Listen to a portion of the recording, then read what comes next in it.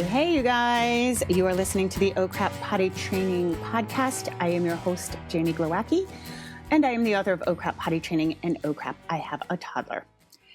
If you are watching this on YouTube, you might notice an unusual background for me. I am hiding out in my son's music man cave because there's a little bit more soundproofing than the rest of my house. My roosters are going crazy. So we have 22 chickens and 5 of them are roosters. And when you get baby chicks, they're not sexed. So you don't really know what you're getting. And we have 5 roosters, which is a lot. And they're growing up and they have learned to crow. They're little cock-a-doodle-doo. And it was very funny when they were learning how to crow. They sound like teenagers whose voices are changing. But now they're just kind of in a pissing contest of who can crow the loudest, which then makes my dog bark. So I've been trying to record this podcast for an hour. I just keep getting interrupted by animal noises. So you may still hear them in the background, but hopefully it'll be a little dulled out in my son's music man cave. Hazards of having animals, right? And recording at home. So today I want to talk about some weird things with potty training and what I want you to not do. Okay. These are weird things. And a lot of them are coming from some 3-day methods from other potty training people or people who claim to be potty training people. And I'll get to that in a second. And they're kind of creating a disaster or they just don't make sense. Okay. And I'll get to that next thought in a minute. Okay. The very first thing is we're hearing a lot of putting underwear on over a pull-up or a diaper. The very first problem I have with this is, what are you trying to accomplish? How does that make any sense? And I'm not trying to shame you if you're doing this. I'm not trying to guilt you, but I'm asking you to think a little beyond the moment or beyond what somebody might tell you as to why this might be the case. Now, I don't know these other 3-day methods or other, I don't keep up with other people's courses and what they're offering. But I would imagine they have a reason for this, but I can't think of one. Clients are telling us so the child will understand what underwear feel like. But how does that make any sense? Because they have a diaper on under the underpants. So the thing they're feeling is the diaper, not the underpants. Okay. So when you are potty training, I know it can get frustrating, especially if your child's struggling. So you're willing to do just about anything. And sometimes I think, I actually say this on client calls is okay, you've gone a little crazy. And people are like, I know. Cause you kind of lose common sense. You lose it because you're in the throes of it. So I totally understand it. And again, I'm not guilting, I'm not shaming, but you've got to start thinking okay, is this doing anything? Because putting on a underpants over a diaper is accomplishing exactly nothing. So just don't do it. It's a weird thing. And the biggest thing with these weird things that I'm about to list in this episode is that the subtle unconscious message you're giving or subconscious message is, I don't think you can do this. I don't think you're capable of this skill. So I'm going to go to extraordinary measures to make you feel super comfortable because I don't think you can do it. And that's not what we want to be messaging to our kids. Yeah. We also, when we struggle with things, we come out of the other side better for it, right? We need struggle as humans. That's just part of the human existence. And if your kid is struggling, what we want to do is we want to figure out how to work through the issue. And mostly though, we want to have the thought in our head that I know you can do this. I know this is a road bump. Just like if your kid struggles in any other learning curve. And I will always say this, I think what makes potty training so interesting is that if your child struggles, this is probably the first time you're seeing your child in distress because of a struggle. This is going to happen throughout your child's childhood. Yeah, they're not going to be good at everything. And if you get your child to school and find out they have a learning disability or they have dyslexia, you're not going to be like, you're going to be like, okay, I know you can do this. We've got to have new tools for sure, but we have to assume the child can do it, even though this is a road bump. Your child may struggle with tying their shoes, riding a bike. Socially, they might struggle in a subject. They're going to struggle in some subject because nobody's good at everything, right? They might suck at learning an instrument, at learning a language. But we say you can do it. we know you can do it. We don't abandon it or start employing really bizarre things. The next bizarre thing is cutting a hole in a diaper for a child who is struggling with poop. If your child is struggling with pooping, please take my Pooping Solutions course. It's always linked in the show notes. We even have a support community now called the Poop Group. So get some help, because cutting a hole in a diaper, your child is not stupid. They know you're going to extraordinary measures, and diapers are expensive. Why would you do that? I guess it doesn't matter, right? If you're getting a poop, but it just sends the message to the child that they can't do it in the regular way. So don't do that. And I hear this coming again from other people's methods, but I also hear it coming from pediatricians, which brings me to another weird thing. And this is just slightly weird. Pediatricians don't know potty training, okay? Yes, they have a wide berth of experience with kids, but especially in the last 20 years, because of the insurance, the way insurance works, your pediatrician doesn't have a shit ton of time with you. And if you have one that does, that's awesome. But they do not specialize in potty training.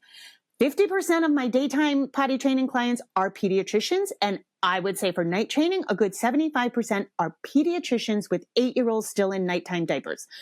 It's not their specialty. Pediatricians are doctors who specialize in all kinds of other things. Yes. Now they may say, how's potty training going? Or, they may have some things to advise, but I wouldn't necessarily rely on them, because this isn't what they do day in and day out. And I can tell you this, pediatricians know zero about poop withholding. In general, I haven't run into many pediatric gastroenterologists who know about poop withholding. So it's not the person you want to see. Now, pee withholding, they really don't know, because pee withholding has skyrocketed since March of 2020, the beginning of the pandemic. And so you cannot tell me that there's not a correlation to global anxiety and the anxiety that kids are having on releasing pee. So if in the last 4 years, pediatricians did not get more time to spend with your kids, right, in their visits. And so they don't know a lot about potty training. They hear things, they pass it on. And I know this because when Simon & Schuster, I got the book deal with Simon & Schuster for OCRAP potty training. One of the things they said is that my book was so superior, they get probably 5 to 10 books per day that come across their desk from pediatricians, from doctors, that make no sense, because these people have not done the hands-on work. They haven't been in the trenches. Yes. And so it's just weird to think that your pediatrician would know all the ins and outs of potty training, right? Don't get me wrong. Pediatricians are wonderful. If you have issues, health issues, or you need help, finding resources for a diagnosis for any sort of behavior disorder or whatever the case may be, your pediatrician's great. I'm not disparaging them at all. It's just that they don't have this breadth of knowledge. And I run into 2 kinds of pediatricians when I'm working with clients. One is they've either hired me or they've said this to my client, which is, I don't know anything about potty. I'm a doctor. Like, I don't potty train kids, and those are great. And then I run into the other kind that are, have the doctor God complex, which is like, I know everything. Listen, I've been a pediatrician for, 20 years. I know everything about potty training, but how could that be? You're in a doctor's office every day. You're not actually potty training kids. So that's one of those like, my pediatrician said, okay, but how much experience does your pediatrician have with potty training? Hands-on. And then the last weird thing I have for today is these 3-day potty training methods. I understand that they will work for some kids. Yes, I get it. Because that kid was probably going to be easy to potty train anyway. So you just needed a little bit of a roadmap. Here's the thing. There's a Latin term called caveat emptor, and it is let the buyer beware.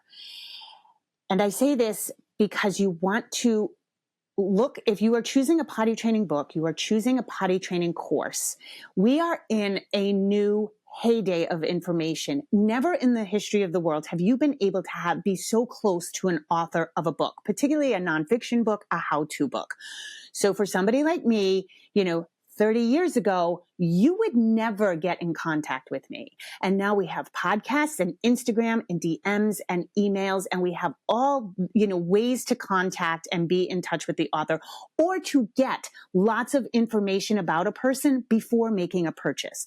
So if you think you might be interested in my pooping solutions, go find all my stuff. Do you like me? Do you like my style? Do you like what I have to say? Does what I have to say make sense? And what experience do I have? I have been doing this full time, full client load for 15 years. My book has sold almost 1 million copies. So I've put in my 10,000 hours, right? It's what they say makes you an expert. I know what I'm talking about. Nothing in my book is just a suggesting. I haven't gotten it from somebody else. It's not something I heard. I've tried it. I've tested it with clients.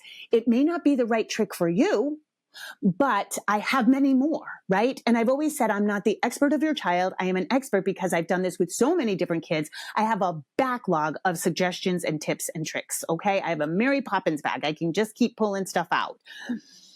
If you are listening to this and you haven't bought my book or you haven't bought one of my courses and you're still trying to figure out the whole potty training deal, the deal is do a tiny bit of research. Yeah. Just because somebody has dealt with kids, do they have hands-on potty training experience? And I have said this before, there are some big accounts and there are some little accounts on Instagram. And it is astounding to me that right now I see it popping up all over. I see accounts that have, they start just kind of showing you their fun life with their 18-month-old. And then all of a sudden they have a potty training course because they potty trained their kid successfully. How many kids hands-on has this person worked with? How many people have they helped through this milestone? How much are they in this? Is this their full-time job? Do they know all the circumstances that can pop up? Now, the reason I bring this up is because I think it's weird in general to think that a child will learn a new skill in 3 days. That is insane. And yes, some kids will, but those kids will be easy for this milestone anyway. But a majority of kids are going to have some road bump, and these other courses or a 3-day method don't address them. More importantly, they don't have follow-up help. So if you go to purchase something and there's no follow-up help, no way to get a consultation, no backup, no blog posts, no podcast, and their marketing, here's a clue. Their marketing is, we've gathered the best information. If they've gathered the best information, everybody has the right to aggregate information for sure. But if they've gathered the best information, that means that they haven't come up with that information. They haven't done it themselves. And that means they picked and choose from other people, repackaged it as theirs, and now they're selling it to you at a pretty substantial cost. So caveat emptor, just do a little bit of research, but also the reason I think 3-day potty training methods are weird is because they set up an expectation on the parent.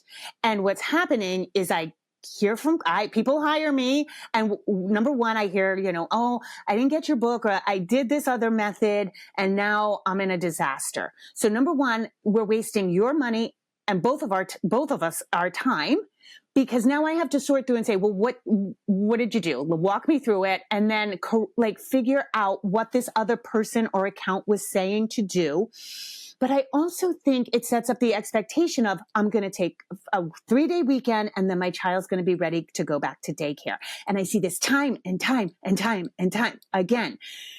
So you set up your expectation. I talked about this in the expectations episode, but now your expectation is skewed because you think that's great.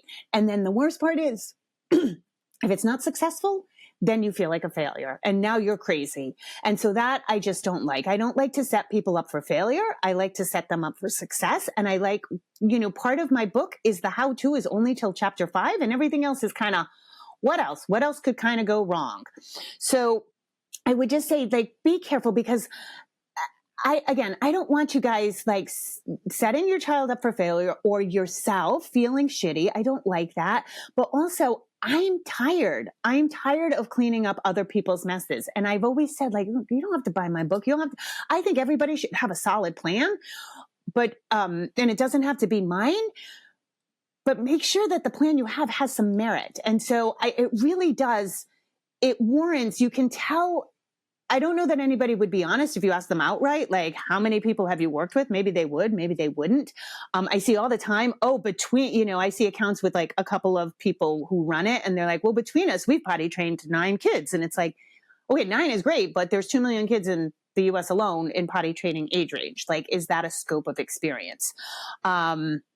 And again, I'm not just saying this to like hype myself. It's just, I don't want you guys to land in a pile of crap and be struggling. And then it takes a lot to unwind it, because I know how to fix things in my way. If you have read my book and we consult, I can almost within a paragraph tell you what's going on, because I know my stuff according to me. I don't know other people's stuff. And then I have to kind of go correct mistakes. So, but again, I also think the larger point is how weird to think that anybody learns anything in 3 days, like that's the norm. And again, some kids, there is always a magical time. I've never lied about that, right? There's always some really magical zone that you hit where the kids like, they do it effortlessly, but we don't know when that is. So I think when it works for some people, they have the kid who's kind of in that zone. It was like perfect. And that's that. But that zone is small and it doesn't last. So if you go over that zone, if you're under that zone, it may take a little bit longer. And I'm telling you right now, these pandemic babies, these post-pandemic babies, they're built different. They're built different. They're more sensitive. Potty training's taking a little bit longer, and that's okay, because learning takes time and learning takes patience and consistency and repetition. So just don't fall for that. Especially I'm running into people who, they're like, oh, my friend did it and it worked great.